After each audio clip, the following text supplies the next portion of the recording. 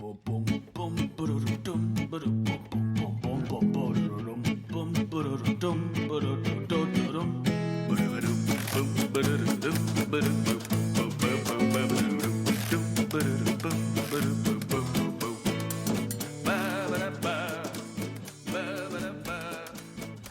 and welcome to another episode of Breaking Mayberry, the show that isn't gonna give you a cutesy intro this time. I'm sorry, I can't.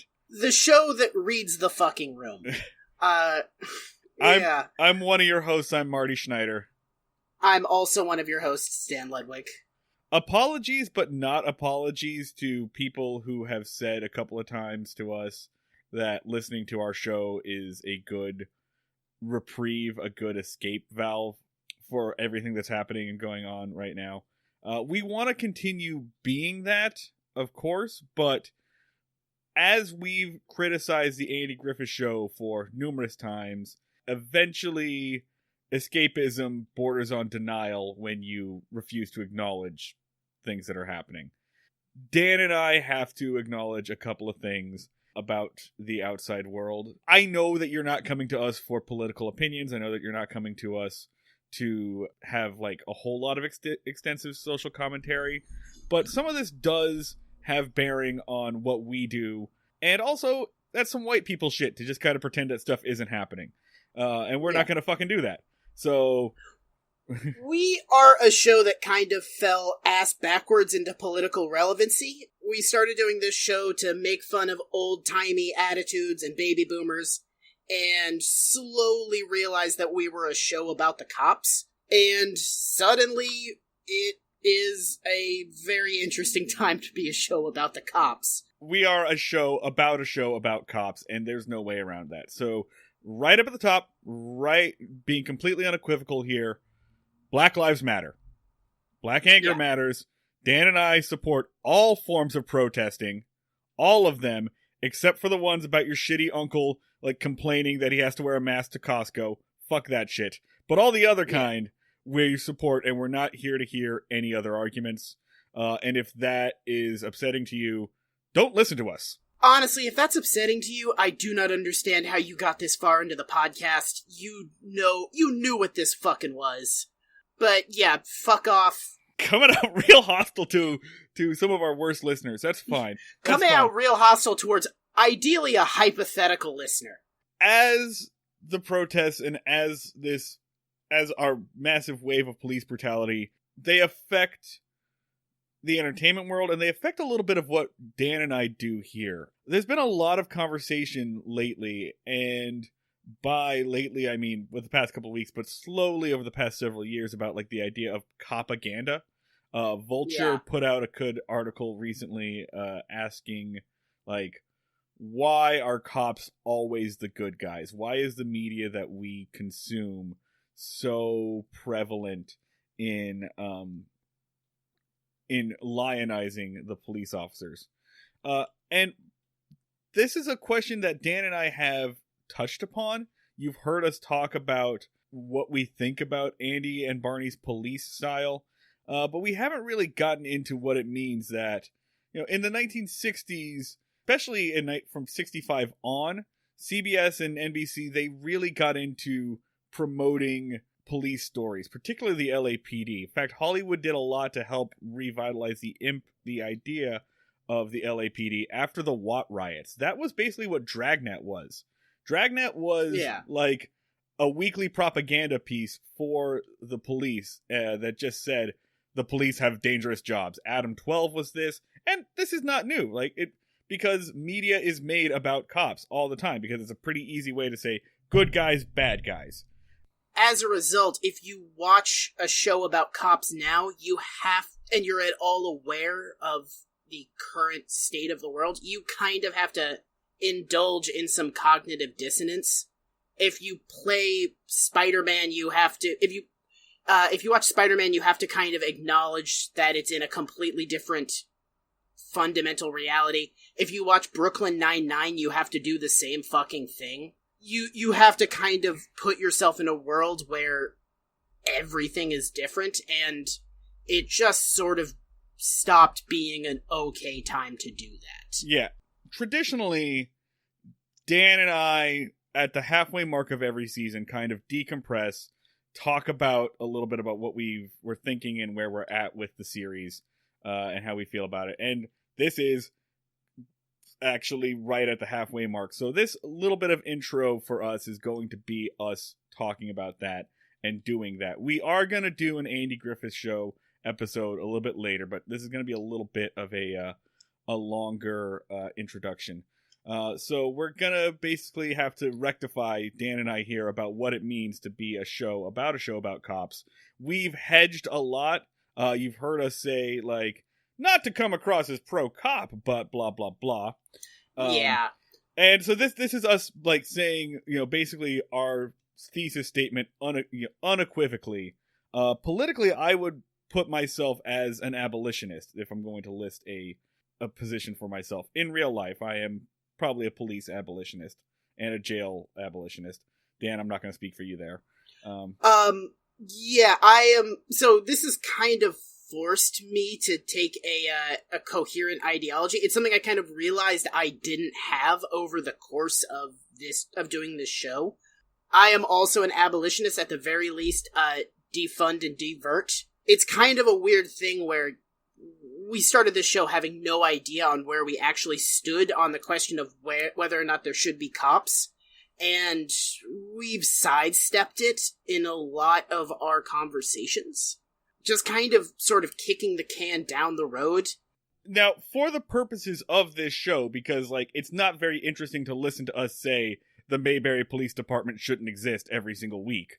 But for the purposes of this show, our perspective has kind of always been that if the Mayberry Police Department exists, and if police are to exist, we would prefer it that A, they apply the law equally to all people, and B, that police do not, use the law or their power for their own gain. Two things that Andy fails to do all the time. Although, even on that first one, we rooted for Andy when he failed to serve a eviction notice. We were on his side on that. That's kind of what makes this hard. Like, as we've pointed out numerous times, this is a show where police regularly abuse their power for personal gain and their entertainment, and that's the frickin' joke.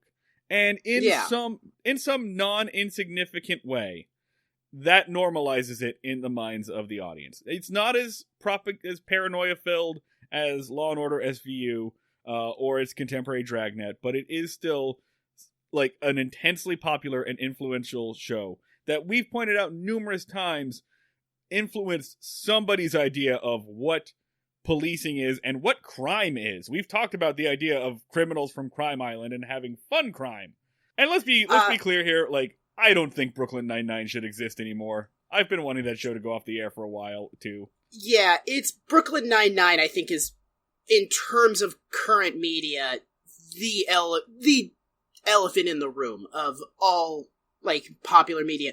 There's Law & Order, too, but Law & Order has sort of been fading into irrelevance for an increasingly long time. Law & Order has relevance simply because, though, there is a Law & Order showing on TV every moment of every day. Mm-hmm. Like, in fact, it might be the only thing I can think of that is as ubiquitous currently as the Andy Griffith Show was in the 60s.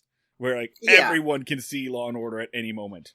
I think we all have a cop show that we've kind of let slide. Like, my show is Justified, which is about a cop who is super bad at his job, shoots people way too much, abuses his authority, and I fucking love that TV show, and I kind of have to reevaluate that, and I think we all kind of have to reevaluate what we let cop shows get away with. I think as long as you have the prevalence of mind to evaluate what's going on, that's slightly more okay. But I think the problem is that for decades, the only narrative has always been like cops are in the right. Even if the like cop goes bad and goes rogue, they're always proven right. The vast majority of mainstream ideals go around cops being always the good guy, always in the right. What we're going to hear at this point is a lot of people saying that we're reading too much into it. This is just a silly TV show. the Andy Griffith Show is not a serious drama. But the fact of the matter is, everyone always pretends they want to believe that a good piece of art will influence people. You know, we can tell a real good joke on The Daily Show and it will change people's minds, that your TV show or your movie, your podcast or whatever will have a greater societal impact. But as soon as you say maybe that impact is negative, which is what we've been saying for years, then it turns around and people say, this is just a distraction, you're reading too much into it, it's just a silly show. So I'm not willing to let the show that we have committed ourselves to evaluating slide on this.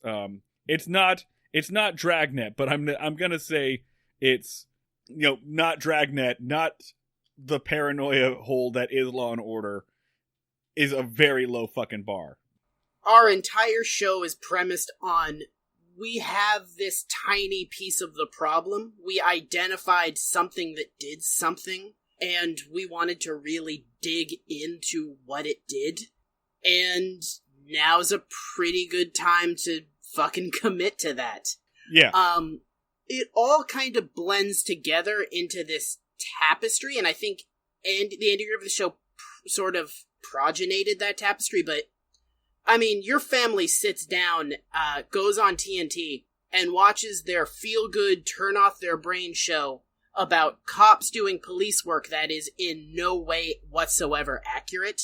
They watch, like, CSI, NCIS, like, Monk, whatever cop show is on USA right now, and it all kind of forms this soft propaganda that has sort of broken the way we think about cops, and it's something that over the process of all this we kind of need to overthrow. And to be clear, like, we're not the only people talking about this. The writers at Vulture aren't the only people talking about this. I'm glad Dan mentioned Monk, because one of the producers of Monk, which is a very silly cop show, came right out on Twitter last week and kind of said, like, I think we need to rectify with what we've done and how we've portrayed this. Griffin Newman of the podcast Blank Check, who was Arthur on The Tick, started a, like, fund drive because 20 years ago he played a detective on 2 episodes of Blue Bloods, which, by the way, Blue Bloods is pure propaganda. So he kind of, as a reparations fund, started collecting bail money. He donated like $11,000 because he's one of the only people that's making money off of podcasts right now. I donated some money in our name as well to his fund. By the way, in terms of actual tangible actions, I don't know about you, Dan. I feel like between the two of us, we've donated like 6 months worth of Patreon subscriptions to various bail funds and Black Lives Matter and things. Yeah, I've donated some rent money at this point. I guess if you donated to our Patreon, it's gone to a good cause. That's fucked up. No, we can't say that. Delete all of this, hey, we donated money talk. That's jerking ourselves off a little. No. I'm gonna keep it in, and here's why. I want to use that as kind of a springboard to what you can expect from us from here on, because I want to point out that we're not just philosophizing about this. So in terms of concrete steps, there is that, but here's what you can expect from us from here on. We are going to continue to make jokes. We are not going to suddenly become a serious media evaluation podcast, but maybe a little bit. We're going to see these regressive ideals. We are going to mock them. We're going to continue to explore the impact of these ideals on the greater populace, because that's kind of what our show is about. But we are definitely going to get into a little bit more about the idea of policing when it comes up. We are also going to increase our amplification efforts. We're going to be a little bit better about bringing on experts, because those are, number one, those are always our best episodes. And number two, we need more voices beyond ourselves to the conversation. And calling us out here, we talk shit on the Andy Griffith Show all the time for only ever having one black guest star ever in its entire 6-year run. Pretty sure we've only ever had one black guest on this podcast ever. So we need to step up our game on that. So we're going to make more attempts to be educational as well as entertaining. We're going to stop saying, yeah, that was bad, but whatever, when we do ratings. One other thing I wanted to kind of point out immediately. So I've been reading The End of Policing which is a book about the history of police and abolition. And what I find interesting about it is it starts from the argument that's almost a sympathetic to cops argument. It starts from the argument that the police are asked to do too much. We have put all of our societal ills on the police. There's homeless people around, call the police. A dog is loose, the police are dog catchers now. The schools are failing, bring the police in. We've put everything on the police and give them budgets to match without really giving them any of tools to do anything about that, because they really shouldn't.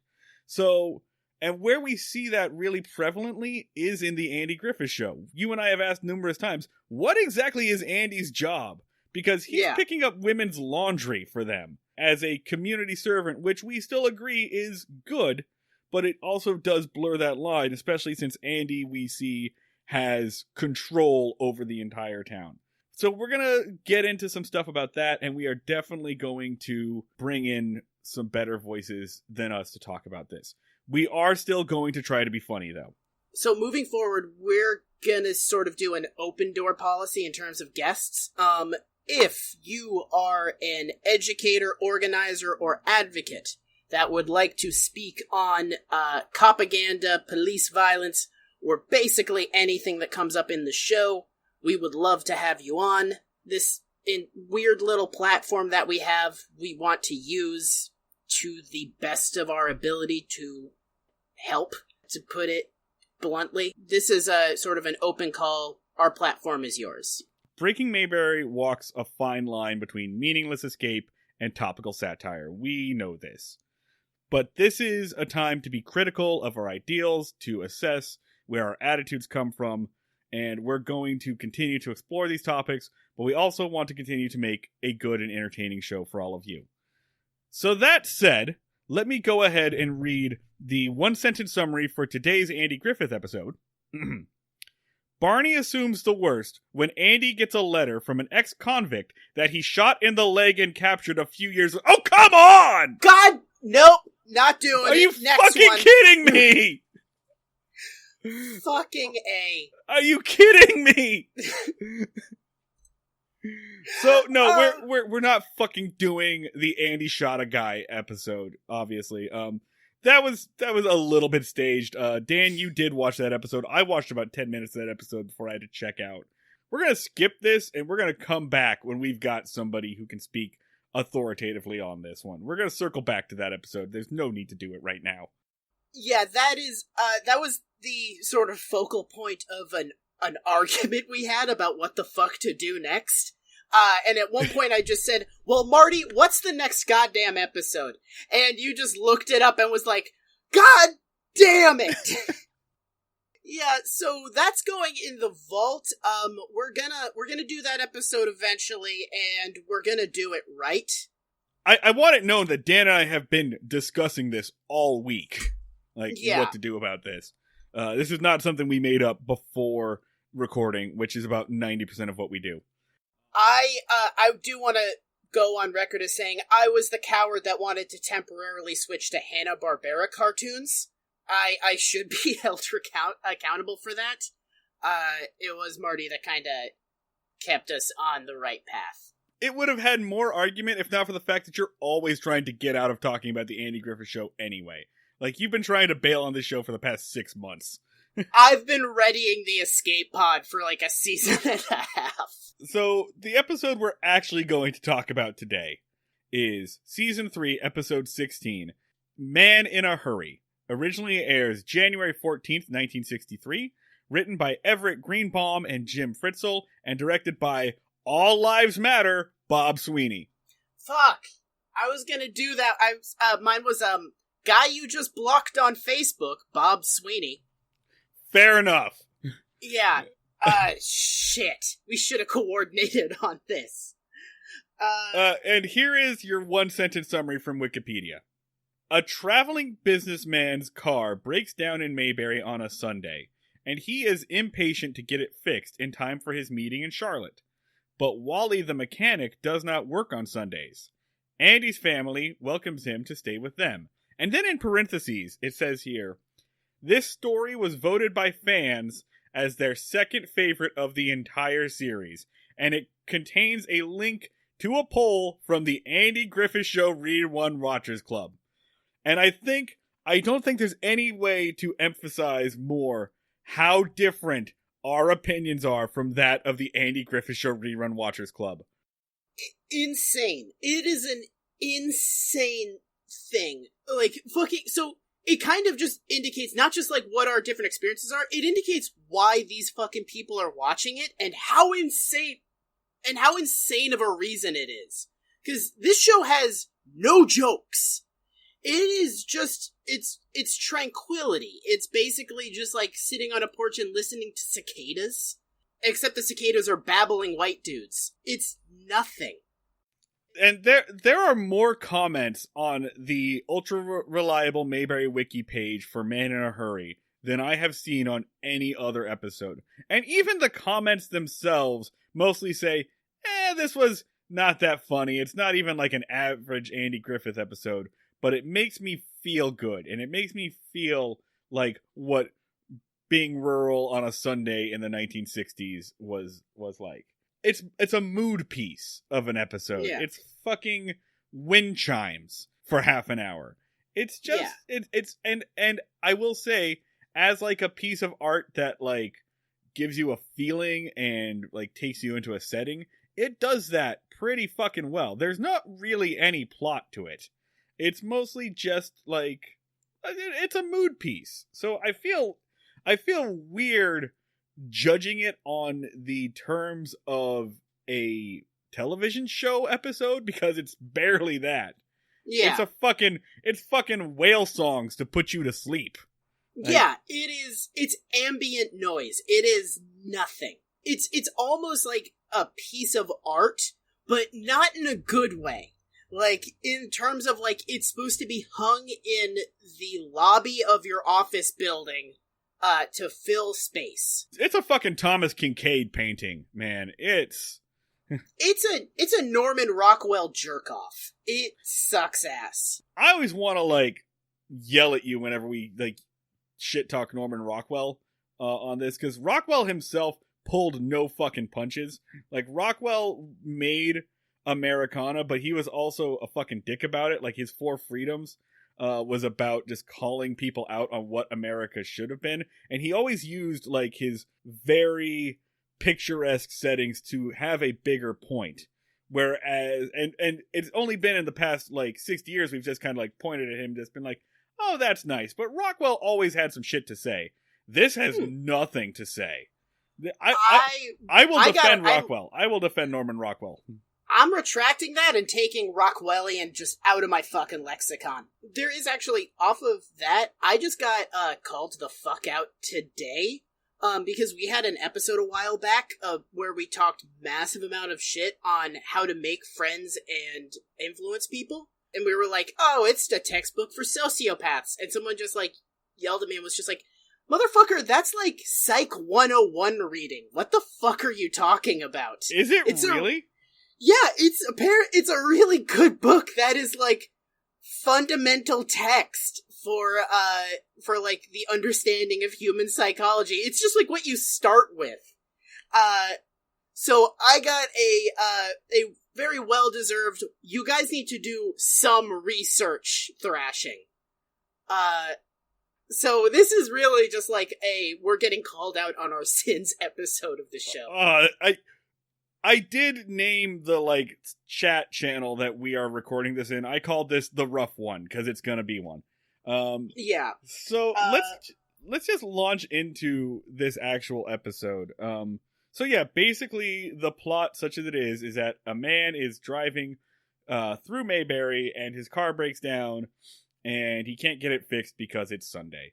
So it opens up with a car, by the side of the road, just kind of pulling over, and a guy in it, he tries to start it, it doesn't start, he tries to start it, it doesn't start, he tries to start it, it doesn't start.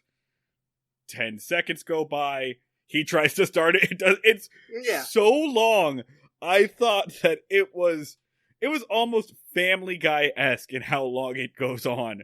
I was laughing at how ridiculous it was that he kept... I mean, I just screamed at the TV. We get the point. This is an entire episode of Family Guy holding the shin jokes. It's just overlapping, like, it's so long that it's supposed to be funny jokes. Like, they fade into each other, just like repetition, too much repetition, and then it's like sort of forms this weird tapestry of mild annoyance.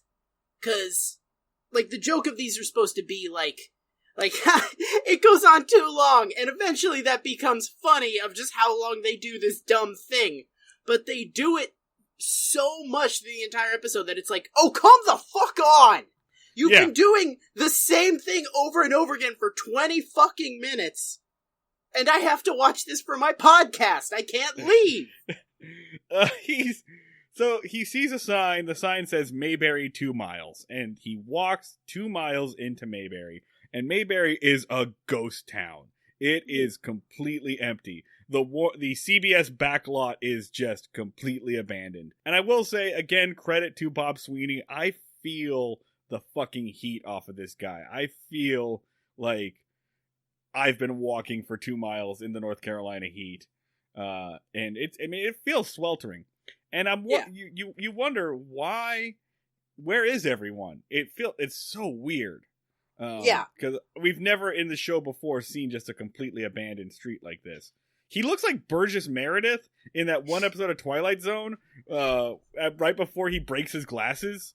You know, this time enough at whole last. episode has hardcore Twilight Zone vibes. Because him walking around the empty town is not like, hey, check out this nice empty town. It's like, what the fuck is going on? It's the surface of the moon. Did aliens come? Where are all the people? It's some real I Am Legend shit, but then we find out where all the people are, because there's a ding, dong, ding. It's Sunday. Everyone is getting out of church. Yeah.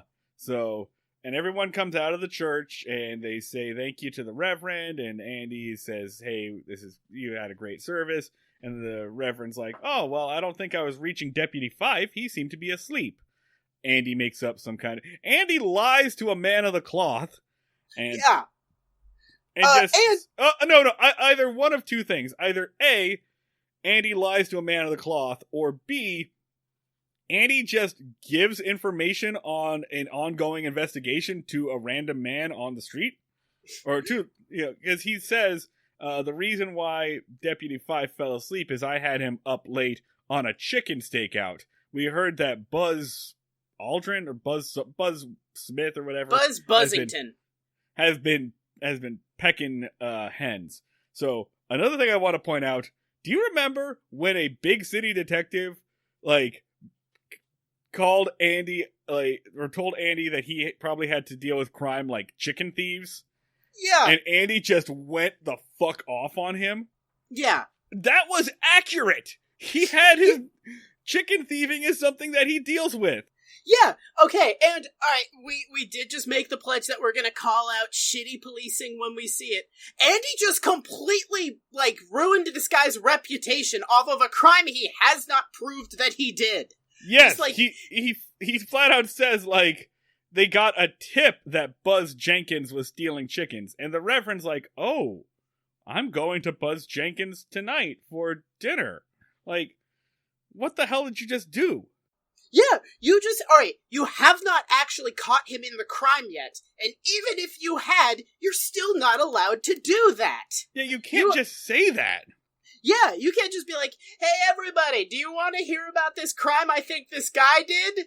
He's part of this community. I just polluted his good name, absent-mindedly. It's psychotic behavior. A very mean thing to do. Something very weird happens here. That I want to comment on. Something very weird happens here. As they are leaving, as Barney walks away and he says, "Good Sabbath" to Andy. Good Sabbath. They walk away. They say, "Good Sabbath, Reverend. Good Sabbath." That is not a thing. Yeah. That Christians. That's what we do. That's what the Jews do. Good Shabbos. And we do it on a Friday night. We say Good Shabbos to each other as we leave the service. As far as I know, Andy's definitely like some kind of Protestant, maybe a Methodist. They do not say good Shabbat to each other, or good Sabbath to each other. And I bounced around a couple of Christianities as a kid. I never heard good Sabbath. Like, that was not one of them. And even though I know, yes, in the South, a lot of stuff closes on Sundays, everything is shut down a little bit.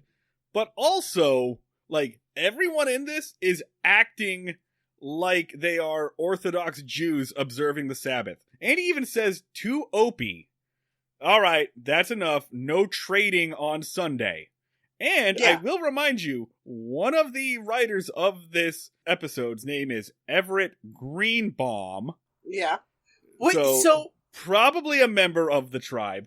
My theory is that Everett doing zero research was just like, this is what Christians do, right? It's basically just us, but on a different fucking day. Just change that shit.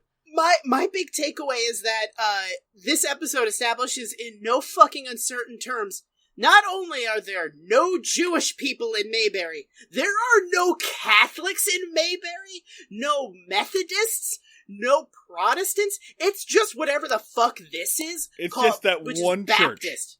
Yeah. Just one fucking church that everyone is in.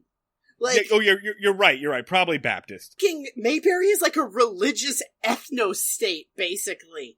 Like, if you go into any, like, southern town, there's gonna be multiple fucking churches from different versions of Christianity, at least, that people go to. Like, there's always going to be, like, oh, we're Protestant. Oh, we're Catholic. Shake fist. But this is just like, we all go to the same one.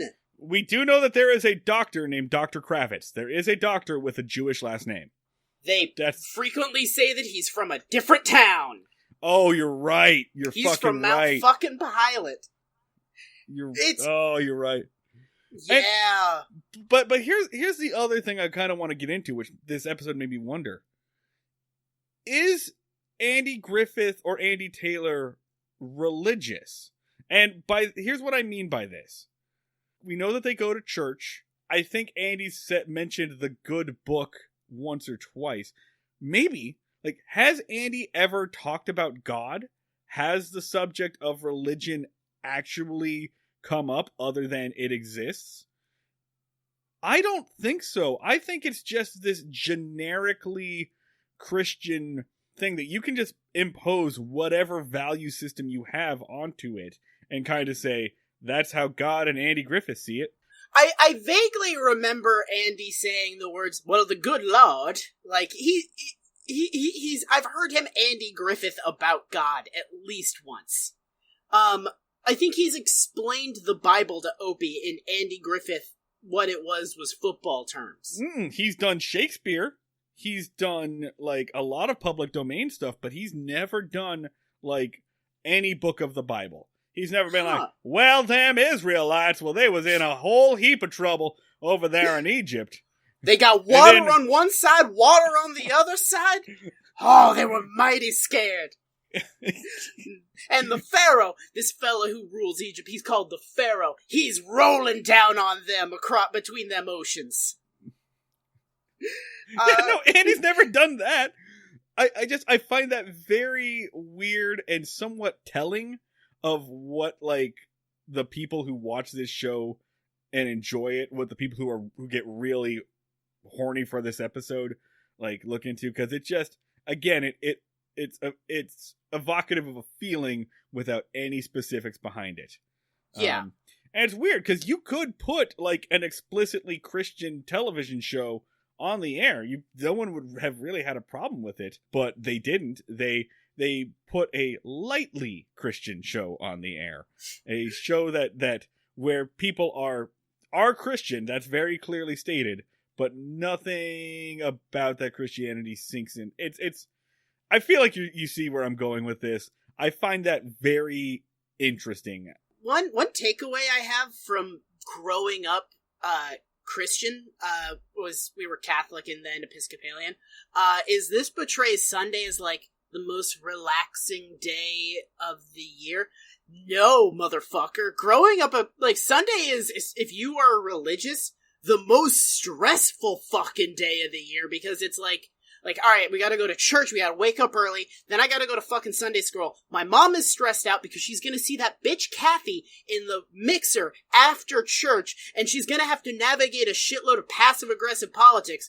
The priest is going to ask us a bunch of prying questions about our lifestyle. Then after that, we're all stressed out and anxious from church. We all have fucking shit to do. It's the worst day of the week. It's kind of when you just get all of your bullshit out of the way. And what are these people doing leaving church at noon?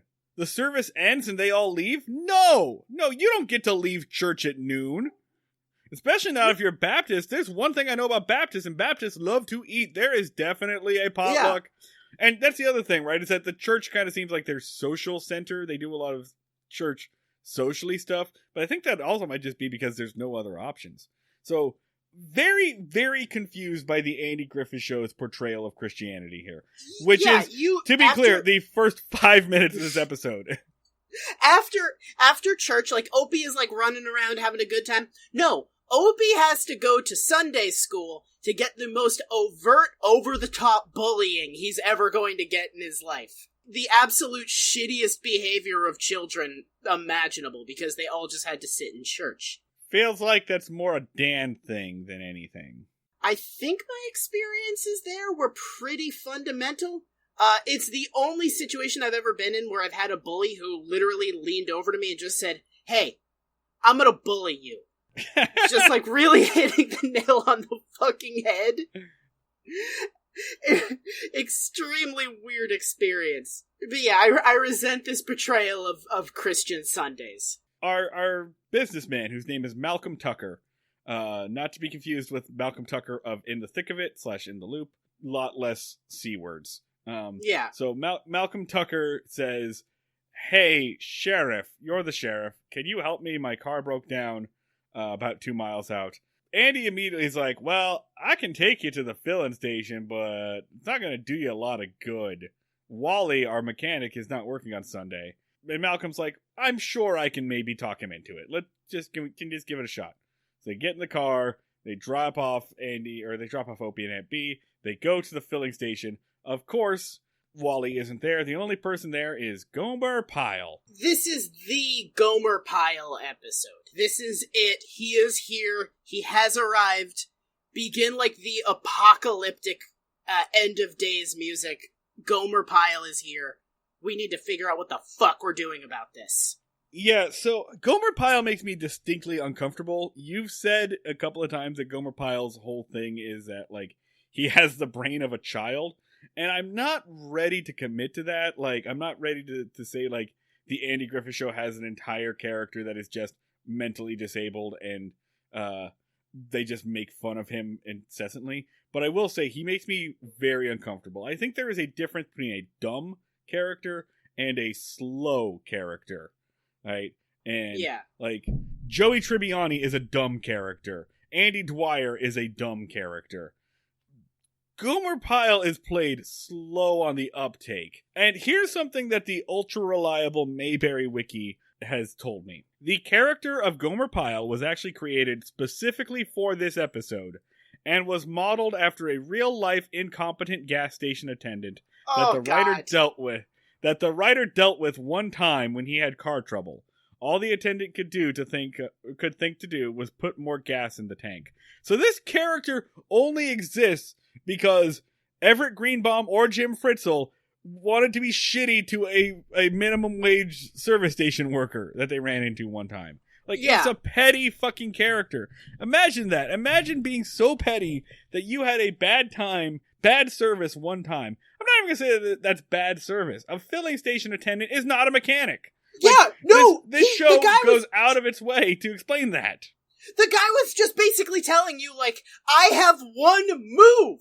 I do not have a wrench. I have a gas pump. I can put more gas in your car. End of things I can do. And the guy was like, this fucking idiot who doesn't understand that the car doesn't need gas. And the gas station attendant is like, I can't just hit your car with my gas pump. The only tool I have. The interpretation of that we see on the Andy Griffith Show is that Malcolm gets much more frustrated with Gomer as Gomer sits there and he says, "Well, you might be out of gas." And Malcolm goes, there's plenty of gas in there. I know there's gas. Well, maybe you got a busted fuel gauge. Sometimes it'll tell you got an F when you got an E. The E is for empty. No, it's not.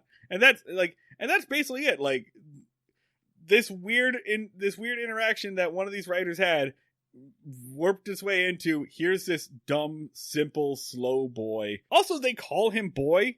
I'm very confused on how old Gomer Pyle is supposed to be. Because Jim Neighbors is like 40. Yeah, he's like a 40-year-old man, but as they get into the car to drive away, Malcolm says something like, why would they let a boy like that in charge of the service station? Which, number one, boy, and second, a boy like that? Like what?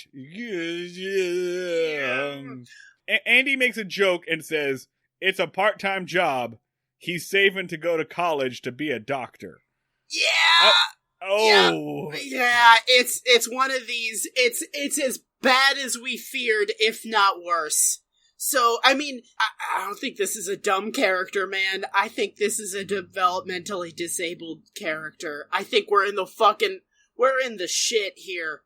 'Cause, I mean, with a dumb character in all sitcoms, you get a reason why they are dumb. Like, Joey Tribbiani.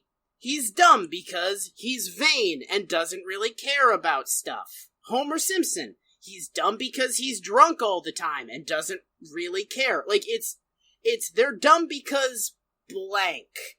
And, like, there are characters that are dumb because they're too angry or dumb because they're jerks. This character is just dumb for...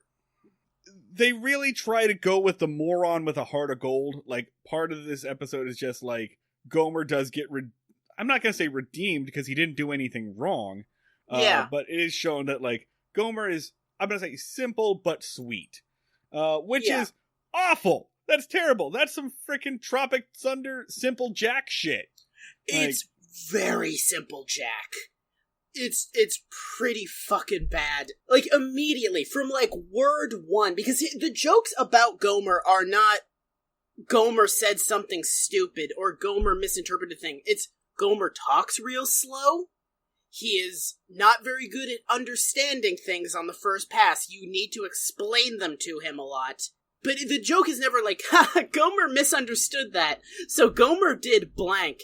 It's like, you had to explain a thing to Gomer 3 times for him to understand. It's real bad.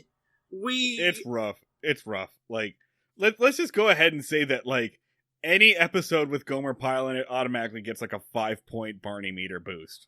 Like, yeah.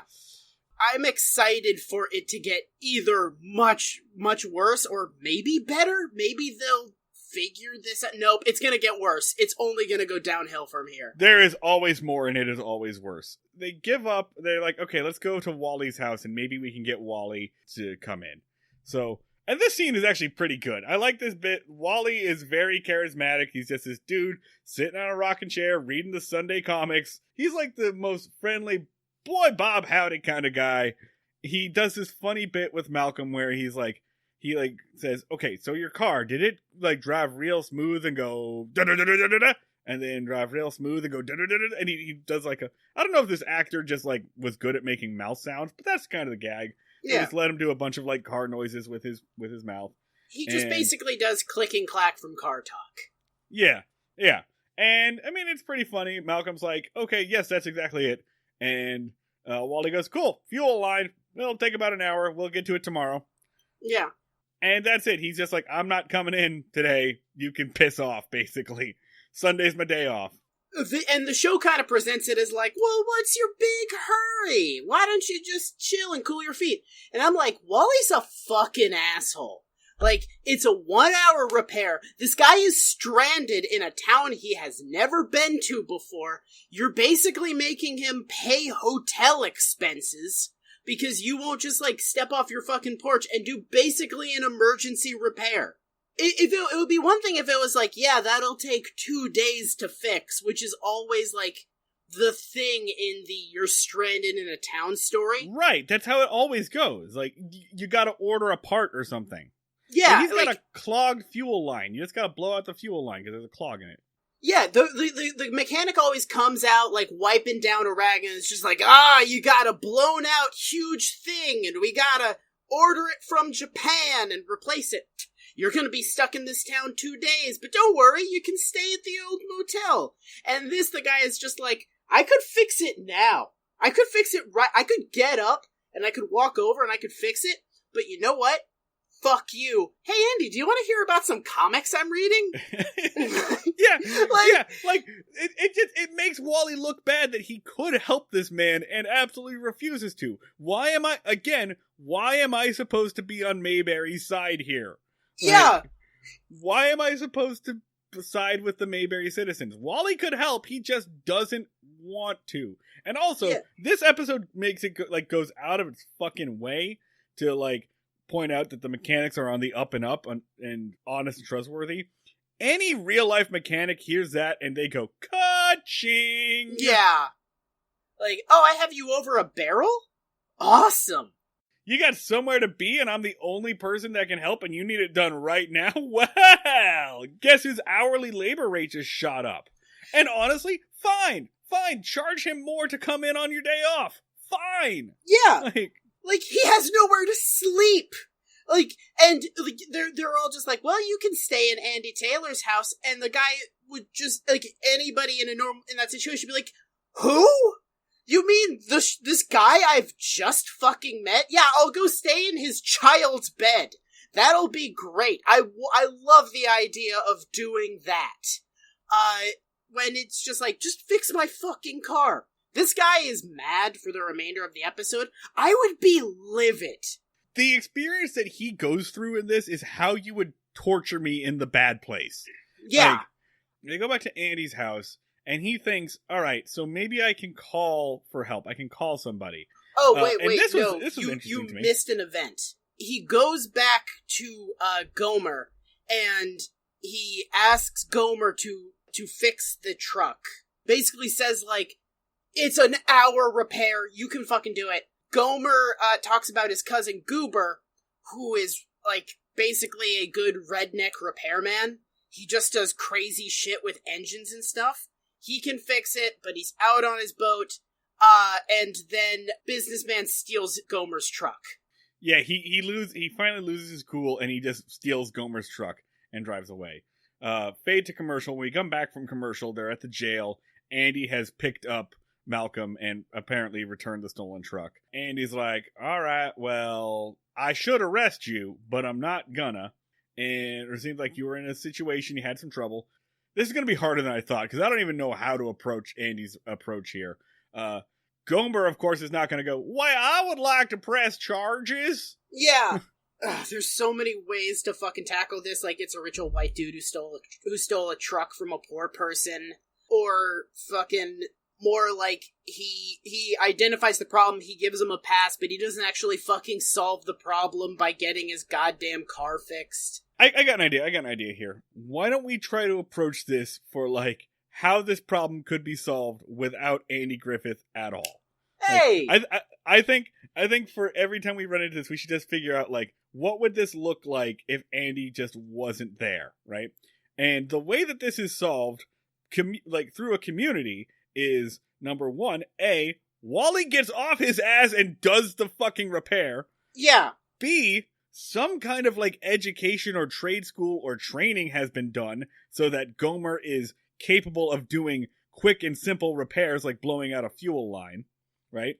Or C, if it's such a simple thing, this is Mayberry. People work on their own cars. Somebody can help. There's got to be a community help center. Aunt B can get on the line, can just yell, and somebody's cousin. Look, I've lived in a small town. If your truck gets stuck in the mud, somebody will send their cousin who's got a winch on their Jeep to come and get you. It'll be a person you've never met. You will pay them back with a 12-pack of Bud, and everything will go on like normal. And you know what? Fine. That is a beautiful way to show how life works in a small town. Andy does not need to be involved in this at all! What? Most case scenario, all those options not available. You get on the phone, you fucking call someone over, the next town over, who is not an observant fucking Christian, who is willing to work on a goddamn Sunday. There's probably one of those in the goddamn county. Get them to come over, fix the fucking car, pay them. There's a billion fucking options for this that don't involve the sheriff arresting a guy and basically putting him in house arrest in his home. Yeah, so you did not need to involve legal authority to resolve this situation even a little bit. I like this exercise. Yeah, let's do this exercise. From now on, we'll just try to figure out how Mayberry could handle things without involving the police at all. Because quite frankly, like, we're taught constantly as white people, like, if you have a problem, go to the police and they will help you develop a solution. And that's what the Andy Griffith Show pretty much preaches. But yeah, it is not the sheriff's job to help you out here. If you go to the sheriff and say, my car broke down, the sheriff should, like, justifiably say, that sucks. Yeah. Like, we've kind of been, like, sort of drinking that Kool-Aid so far, where it's like, well, Andy Griffith isn't really a police officer. He solves people's problems, and he does people's laundry, and he's like a servant of the community. He fixes shit, and we've been like, yeah, good. We're on board, Andy Griffith Show. That's good. And in retrospect, we're like, why are you paying cops to do that shit? Like, why is Barney getting paid to fix street signs? He doesn't know how to do that. Get a fucking public works person. Yeah. Why is there no social services in Mayberry at all? Aunt B could be a social worker very easily. Yeah. Now, to be fair, Andy is out of uniform for this entire thing. Like, it's not like he went to church in his uniform. The only reason why Malcolm knew that he was the sheriff is because he went there in the squad car, which is problematic in its own right. But This is just Andy Taylor, private citizen, trying to help a man out. So he's out of uniform. So I'm gonna give it a pass on this. Anyway, he does arrest a guy. He does arrest a guy. That's true. I forgot he does, he declines to arrest them. He obtains and does not arrest a guy. He grabs a guy, puts him in the police station, and says, "You're not under arrest."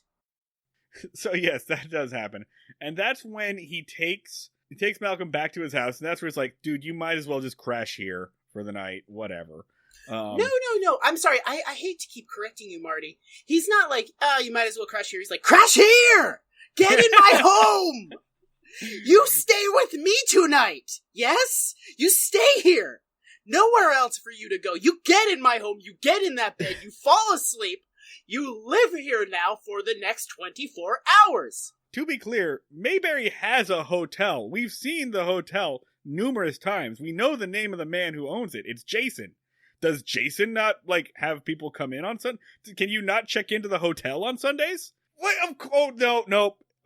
Never mind. Jason is busy on Sundays. He is a youth pastor.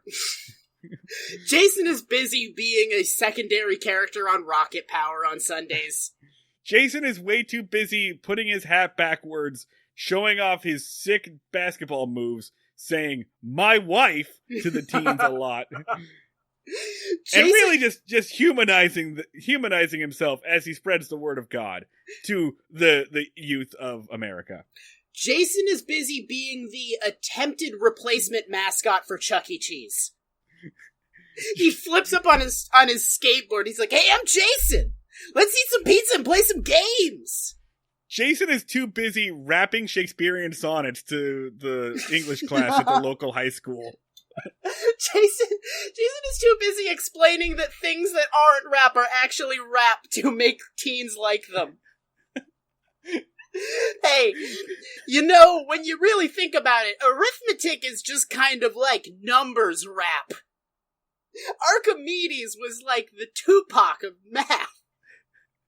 Jason is too busy looking in the mirror and practicing Hamilton lyrics. Jason is too busy shopping for wraparound sunglasses. Jason is not throwing away his shot. Okay, we're good. We got some mileage out of that.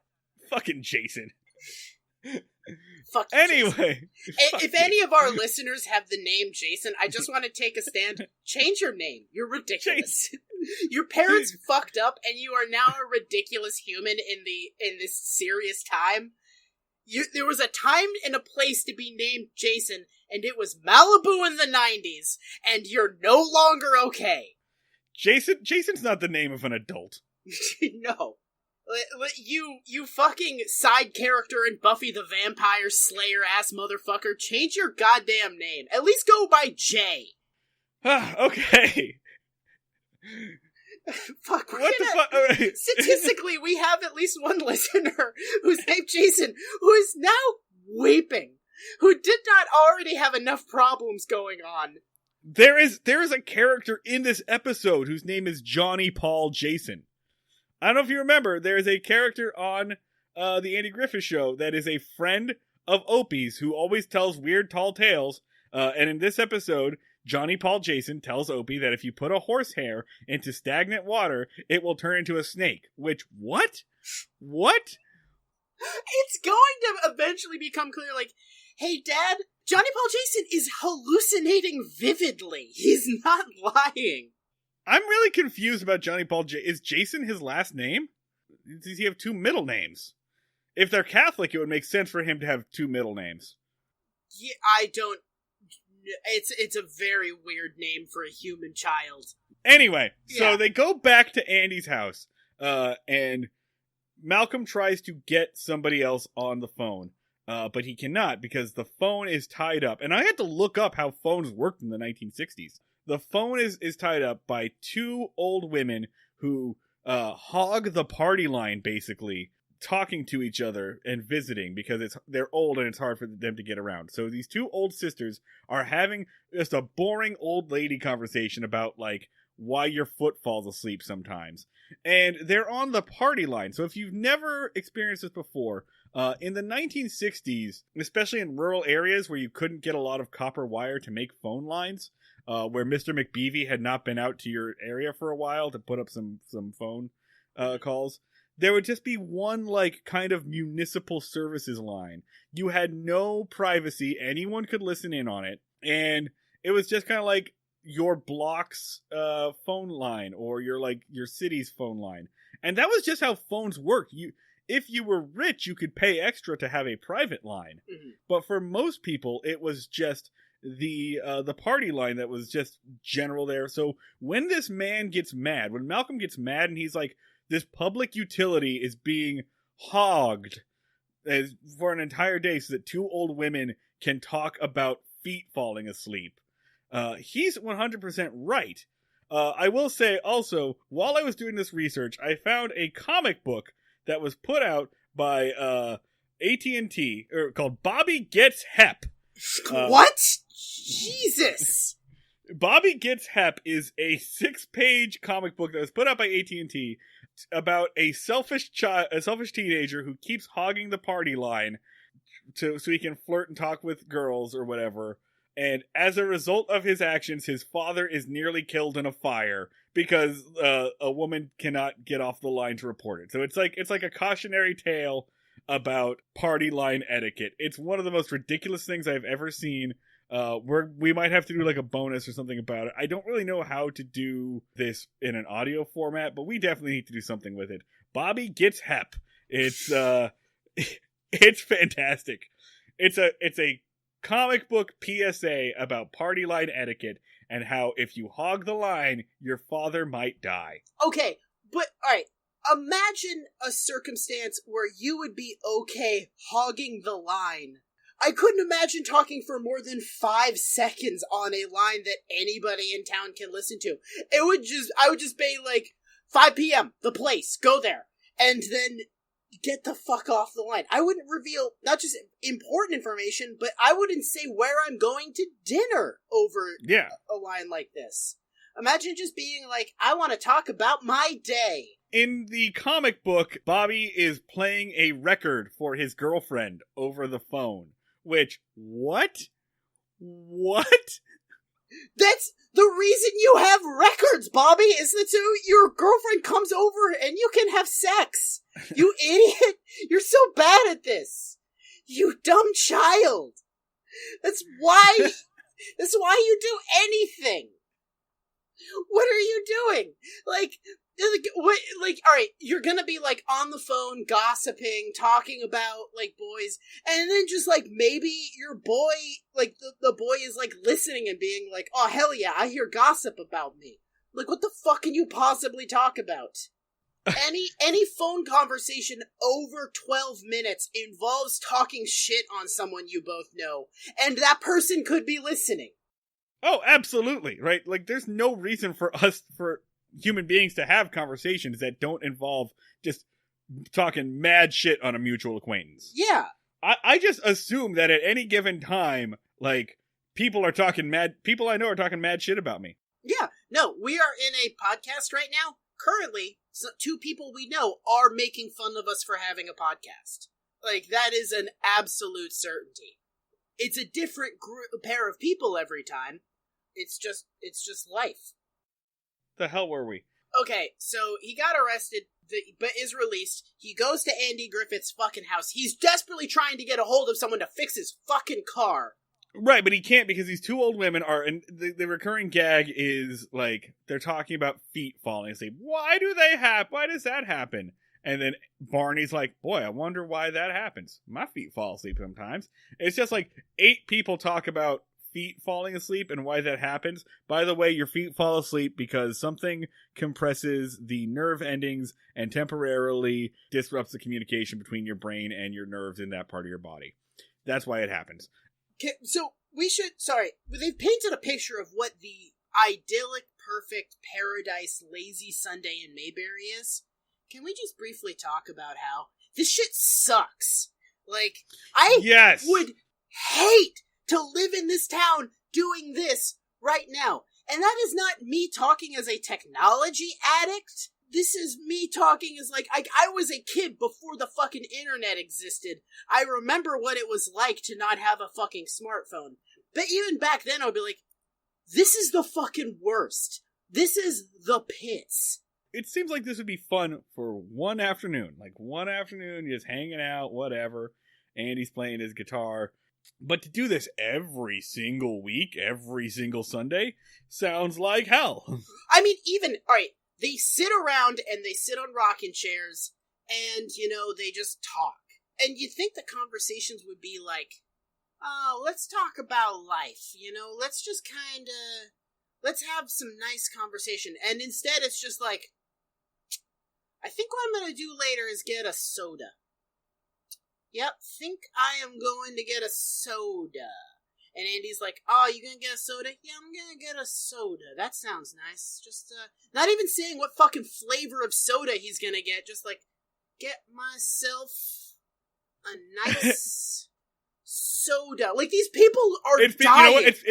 It's because Floyd is out of town. You know that if Floyd was in town, he would, like plummet through the roof. What kind of soda you gonna get? You know that there's blueberry soda and orange soda and raspberry soda. Soda comes in different flavors. I'm the fucking Kool-Aid man for soda. Oh, I love soda. That's Howard McNear. Yeah. There's Floyd the barber. That's what he does, I guess. Yeah, he's soda guy. We fucking lost the plot so hard. They're all living in a hell. That's the gag. They're just sitting out on the porch, and Barney says something like, "You know what I'm gonna do, Andy? I'm gonna go home. I'm gonna take a nap, and then I'm gonna go to Thelma Lou's and watch TV." Yep, that's the plan. Go home, take a nap, go to Thelma Lou's, watch TV. Sounds real nice. Going home, taking a nap. You know how listeners, you know how you're screaming at me right now? If you haven't already hit the skip 15 seconds button, that's me screaming at the television. And that's Malcolm screaming at Barney. Eventually he just loses his shit and goes, then do it! Yeah! Just do it! Just go to Thelma. I don't care! You are not witnessing tranquility. You are witnessing the death of neurons. You are watching, like, a man slowly give himself a concussion using a rocking chair. Like, it is upsetting. Like, you have an entire day. No business, no doing everything. Everybody's gonna sit and chill. All right, go contemplate the tranquility of a lake. Go fucking fish. Read a book. Write a book. Do fucking anything. But they're just repeating information over and over and over again. It's obscene. Imagine if this was, like, modern. Imagine if I just got a text from you. Yeah. And you were like, hey, Marty, I'm going to take a nap and then play Animal Crossing with my girlfriend. Yeah. I would be so mad we wouldn't be friends anymore. Yeah. I don't care. There's no way that I care if you're taking a nap and hanging out with your girlfriend. Yeah. At all. Like, this is not information you need to tell me. Yeah. Like, if I was just like, hey, Marty, do you want to know what I did today? In excruciating detail, you'd be like, I will come to your house and beat your ass. And we are very good friends, but I assume that if you're going to tell me what you did with your day, that, like, something interesting or unique or unusual happened. Yeah. If we were hanging out and you just started repeating the same piece of information over and over again, at the very least I would be like, Marty, it's okay for us to shut the fuck up. Like, we can just sit in the rocking chairs, man. It's cool. You don't have to just fill the silence. Kind of the turning point here, after he's been offered food and stuff by Aunt B or whatever, is it's later in the evening. I think by this point, Gomer went and got Goober. He comes back to Andy's house, tells Malcolm, hey, we think you need a new set of spark plugs. Do you have my permission, or do I have your permission to put them in? They're going to cost $1.15 each. It's an 8-cylinder. You're going to need 8 of them. This is treated like a joke, by the way. It's like Gomer shows up. Hi, we said you need a new pair of set of spark plugs. Malcolm goes, okay. It's an 8-cylinder. You're going to need 8 of them. Laugh, laugh, laugh, laugh, laugh. Malcolm goes, okay. Are you sure there's $1.15 each? Okay. I don't want you to think we overcharged you. Do I have your permission? This is just Gomer being responsible. Yeah. There's nothing funny about this. This is a reasonable but frustrating interaction I could have in real life. It's basically one of those things of like, do you want to delete your account? Sure. Click this box. Are you positive you want to delete? Tell us why you want to delete your account. Like, it's just one of those, like, needlessly tedious interactions that we all subject ourselves to, but don't want to think about. So, you know what's good? Putting that on television. Yeah. That's some good entertainment. Fuck. Like, the turning point would be this admittedly kind of nice scene where out on the porch, Andy's just kind of strumming his guitar. Barney's singing along. They're singing a hymn together. By the way, harmonizing quite well, completely removing that point where Barney can't sing. Oh, yeah. But they're just singing together quite nicely, a little hymn. And then the camera zooms in real slowly on Malcolm's face as he also starts to sing along and just fall into the tranquility of Mayberry, which would be a really comforting and moving moment if they hadn't already fucking used it in a much better fucking episode. Watching this episode, I had the overwhelming feeling that I had seen this before, and I would see it again. It's because you have. We've seen this shit before. We've seen Guy get stuck in Mayberry before. We've seen Cranky Man falls to Mayberry's spell before. We've seen the, like, singing along silently kind of thing before. We've seen all of this shit before. This is just all of the Mayberry elements tossed into one thing, and that is why, according to the ultra-reliable Mayberry wiki, they say this could well be the prototypical episode to fully understand life in Mayberry. I want to read some comments here, because I need you to understand that people are currently commenting on this. The most recent episode, or the most recent comment on this Wikipedia page was from 2 weeks ago. Right? Oh, Jesus Christ. Like, people are still fucking commenting on this and talking about this. Not only that, but they are giving, like, real specifics. I love this episode. I make sure to watch it every time it is on. It was on TV Land yesterday, 2/14/20 at 6 p.m. Eastern Standard Time. Oh my god. In the scene where they are eating Sunday supper, watch how Andy is offering Opie a roll, but Opie isn't looking. He holds the dish for a few seconds until Opie looks up to take it. Also, Aunt B has made quite a dinner. She even has clear chicken broth if Mr. Tucker doesn't want any solid food. The quiet Sunday with church, dinner, and family is what makes me want to live in Mayberry circa 1962. Somebody else watched it. TV Land 4/2/20, 6 o'clock p.m. I watched it again as if it was the first time I ever saw it. Great episode as Mr. Tucker walks into Mayberry on a Sunday. Andy and Barney in their Sunday clothes tell the viewer this isn't a typical Andy Griffith Show episode. Oh, God. The scene outside the church gives the viewer that Sunday feel. No! How about when they go to Wally's house and he's on the rocking chair reading the Sunday paper? And then, of course, Sunday dinner. You can taste the chicken dinner prepared by Aunt B. Sitting on the porch with a full belly, you were as tired as Barney was, but yet could sing a little with Andy as he picked on his guitar. When Aunt B said there was ice cream, you wanted to taste the frozen treat because you knew it was going to be delicious. The afternoon stretching into early evening by the time Gomer brought the car back for Mr. Tucker, yet you wanted to know what the rest of their Sunday evening was going to be like. I hate you this. Gotta taste. No, I can't do any more of this. It's but, just a kaleidoscope of human sadness. I mean, I try not to be shitty about people that like this stuff, but it's again shows the amazing difference in what I expect from a television program versus what these people expect from a television program. I mean, have you ever, what's the last time you've watched a TV show on the basis of, I want to live in this world?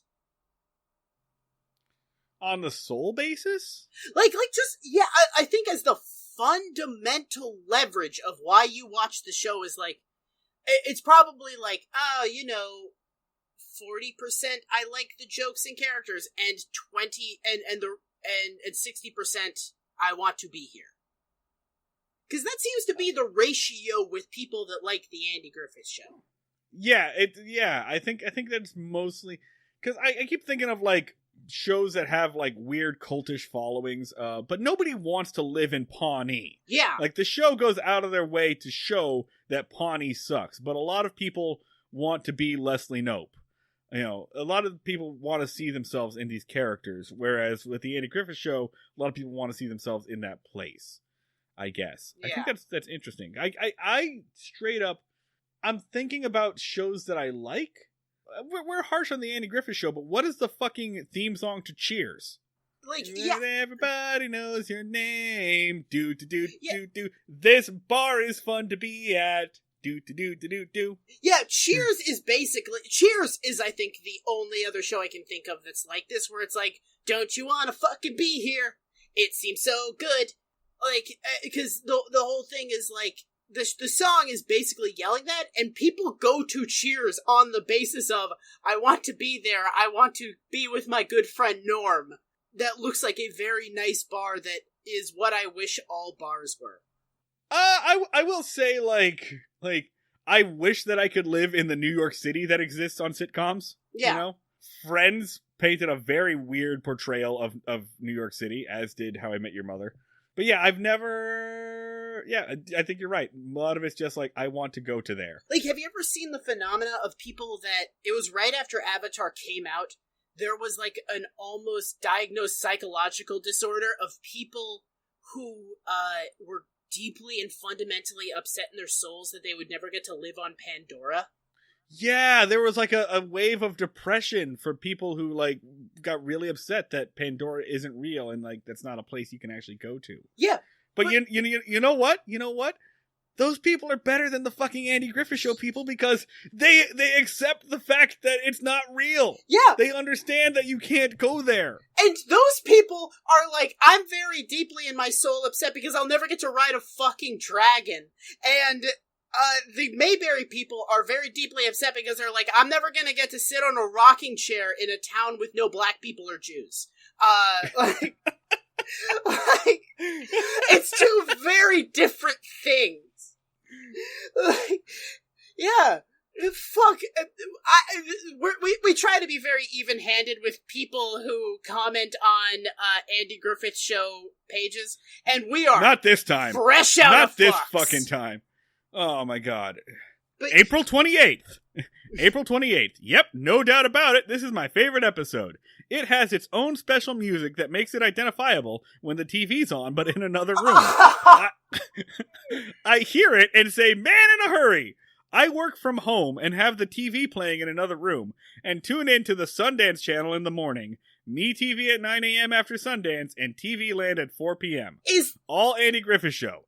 I love trying to identify what episode is showing just by the music or opening lines. I straight up could not care about anything less than the TV schedules of a place where I do not live. And yet, these are the kind of details that these people just share with each other?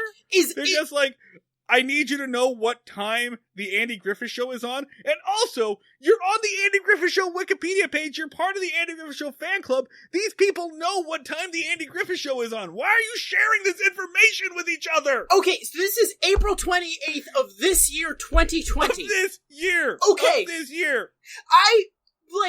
Alright, my birthday was a couple days past that, and I was like, I'm not gonna fucking tell anybody, because it's April of 2020, and no one gives a shit. Because no one gives a shit about anything. Very little information is worth transmitting in any form right now, and meanwhile, this motherfucker's like, hey, who wants to hear about the TV shows I put on in the other room while I work from fucking home? What are these creatures? Also, it's April of 2020. We all work from home, my dude. Yeah. Stop bragging, asshole. Fuck. It's the worst. Yeah, like, I think we're taking the regulators off on talking shit on people who watch Andy Griffith Show. You guys are sad, which we, like, kind of gave you a pass on, but you're sad for bad reasons that you should feel bad about. Ugh. Oh. Yeah. God. Fuck this episode of television. You know what? This is one of the times when I wish that we actually were on video, because you're just watching my hair just get sweatier and more frazzled, and I'm just holding my head in my fucking hands. Yeah, I literally fell off my chair at one point. Fucking... How does this show fucking end? Okay, so, Gomer Pyle pulls up, and he's like, hey, me and Goober managed to fix your car. Malcolm's like, oh, well, that's great. Thank you. How much do I owe you? And Gomer's like, oh, no, we're not going to take any money. And Malcolm goes, no, I want to give you money. Gomer says, Goober said it was just a pleasure to work on such a fine car. We took a picture because he wanted to, like, show off how he worked on it, but it was such a pleasure. Pleasure's all mine. And it's that southern hospitality that Gomer Pyle, like, showed, that, like, works his way in. And then Opie shows up, and it's like, are you going to stay overnight, Mr. Tucker? And Mr. Tucker's like, nope, I'm going to go. Oh, but I could have slept on an ironing board between two chairs. That's adventure sleeping. What the fuck, Andy? You don't have a better... He's invited people to stay at his house like 50 fucking times. Every time Opie's been sleeping on a fucking ironing board, get a sleeping bag. Couch. They have a couch. Yeah. What the fuck? And the guy is like, haha, you're sleeping in a very dangerous situation. I'm gonna fucking stay. This seems like a good joint. I'm gonna make this child sleep in active danger. I straight up do not know why you need to do the ironing board. He's a very small child. You could just push the two chairs together. Or Andy, let him sleep in your bed. They have a cot at the jail. He could just go get the cot. Yes! So many other... That sounds like that is the most dangerous sleeping situation for a child I think I've ever fucking heard. It's like, oh, well, you know, Dad lets me sleep on the bed of nails sometimes. Dad'll take a bunch of rusty metal and he'll kind of put that in a pile and I'll sleep on top of it. And I love it. I love it because I'm a fucking idiot child. And I don't know that this is a terrible idea. He calls it adventure sleeping because it's really dangerous. And this is one of the most annoying parts of the Andy Griffith Show to me. I've explained it so many times that you can't just ever say how you feel. There has to be a bullshit lie. Yeah. And at this point, it's being very mean to Gomer, right? Malcolm Tucker, Mr. Tucker decides, yes, I would like to stay here tonight. But instead of just saying, hey, can I stay here tonight? he gets in his car, he starts it, and he goes, wait, no, this is still wrong. This is still broken. Do you hear that? There's still a problem. And Gomer kind of goes, no, I don't hear anything. We fixed it real good. And Mr. Tucker goes, nope, I better stay here tonight. Don't you think, Andy? I better stay here so that Wally can take a look at it in the morning. And Andy goes, oh, sure. I hear that too. There's a problem. And then Malcolm goes in and he says, okay, he eats fucking Aunt Bee's food or whatever. And then no one explains what's going on to Gomer. Andy doesn't say he was lying. Yeah. Like, Gomer drives away having done a very nice thing for this man. Having done a wonderful thing for this man. Gomer drives away thinking that he is a failure. Yes. Gomer drives away thinking he fucked up. Yeah. And due to the circumstances, thinks it in his fucking heart and probably takes it very personally. He's like, I'm worthless. I couldn't fix this fucking car. This guy really needed help, and I failed him. He spent all afternoon on this, and the way you fucking repay him is by making him feel like garbage. Why? Because you're too much of a fucking masculine idiot to just say, thank you, I would like to stay. I hate this shit! There's a line that Andy does when the dude is getting in his car, and he's like, it's a shame that you have to be in a hurry. We hate when people pass through too fast. And the guy, gets out of his car, and he's like, you know what? I will stay. And I would just be like, motherfucker, I've seen a couple of Twilight Zones. I'm out of here. That's a creepy-ass line. I stay here. I'm getting pod-personed. You guys have done everything in your earthly fucking power to keep me in this town. I'm gonna get roboted. I'm gonna get put in an alien pod. Some bad shit is going to happen. I'm going to make tracks. Yeah, at what point in time, with all of these events happening, at what point in time do you sit there and go, am I a hostage? Yeah, at what point in time do you start asking, am I free to go, officer? Yeah. To be clear, he does say, at one point, he's like, I can make one phone call by law, can't I? And Andy's like, yeah, dude, you're not under arrest. You can make as many phone calls as you want. They're not going to do you any good, though. Except, no, you can't, because the line is going to be tied up for the next 3 hours. So on a technicality, you cannot make a fucking phone call. Because if he had arrested him, Andy would have had to tell the sisters to get off the fucking phone so the guy can make his legally required phone call. But he's like, no, I'm not going to arrest you so that you can't actually communicate with the outside world. God, you're right. You're absolutely right. Yeah. If I was this dude, I would be like, alright, I'm just going to start walking because you motherfuckers are going to kill me. No way in hell.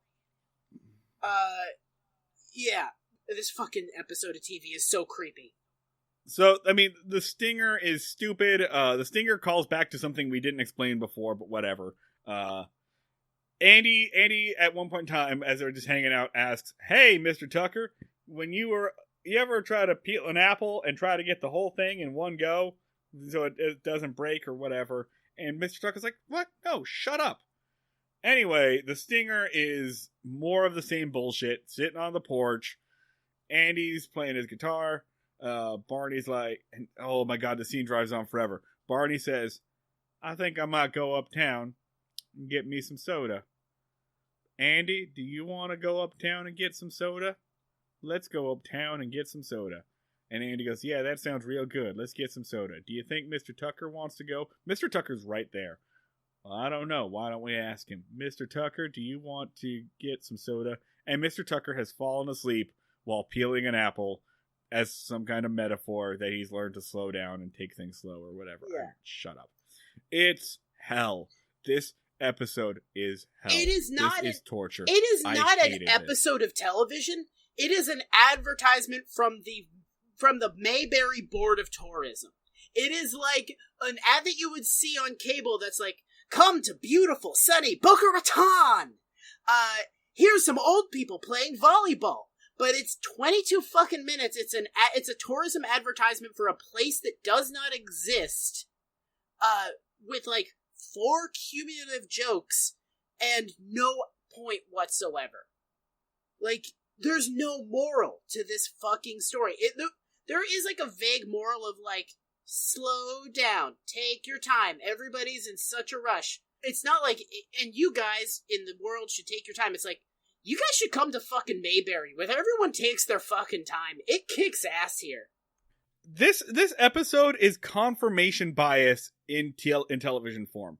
Because if you come to this episode as the kind of person who already thinks that, like, everything's too complicated and we need to settle down, this episode proves your point. But if you come to this episode like we do, which is just like, these people are nuts, this episode also proves your point. Like, this is a fucking Rorschach test of an episode that means many different things to many different people. And I'm going to go ahead and say, we're correct. These people are nuts. These people are fucking stupid. Everyone in the comment section that likes this episode, I dislike you. We've said it already. Normally, we have a rule where we do not make fun of the people who like this show. I'm breaking that. It's over. We're tired. It's done. It's over. It has been a long couple of months. You people, your free ride is over. We're going to get into the Andy Griffith Rewind Watchers Club, and we're going to burn it down from the fucking inside. Declaring war. Ratings! Andy meter. 0. Negative. I hated this. It made me furious. I wasn't that mad when I watched it, and now I'm livid. I'm gonna go out and I'm gonna, like, kick some trash cans out of how much rage is in my heart. Oh, God, this sucks. Barney meter. I don't know how to question this. I don't know how to address the Barney meter right now. Like I said, 5-point bonus every time Gomer Pyle's on screen, because he makes me uncomfortable. Like, just the fact that they use him as a joke, his existence is a joke. Yeah. Makes me uncomfortable. There's some notable police abuses of police power. All of them subtle, but fucking real. And he does behave in a way that if a cop behaved, you would be like, go to jail, police officer. You are no longer allowed to be a cop. Also, this is a slow motion kidnapping. Yeah. Yeah. So altogether, what, Barney meter's like a fucking 9? I'm gonna say a 9. I hate this shit. A 9, yeah. Get ready for a new age of Barney meter where shit does not fucking slide anymore. We're fucking collecting scalps on the fucking Barney meter. Alright, that's it. That's it for this episode. I can't do anymore. As always, you can get us on the internet. Twitter.com/BreakMayberry. Facebook.com/BreakingMayberry. Instagram Breaking Mayberry, Patreon Breaking Mayberry. I'm at Schneid Remarks. I'm at the Luds. We'll see you guys later. Everybody stay strong. We're gonna get through this together. Donate to Black Lives Matter or to the bail funds of your choice. We'll attach some links in the description. Spread that fucking money around. It's needed in a lot of different places. And we'll see you all down at the fishing hole. Fuck the fishing hole.